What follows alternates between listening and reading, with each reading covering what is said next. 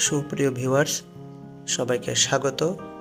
প্রশ্নগুলোর উত্তর জানা থাকলে কমেন্ট বক্সে রিপ্লাই দিন এবং এরকম নতুন নতুন ভিডিও পেতে চ্যানেলটিকে সাবস্ক্রাইব করে নোটিফিকেশন বাটন অন করে রাখুন।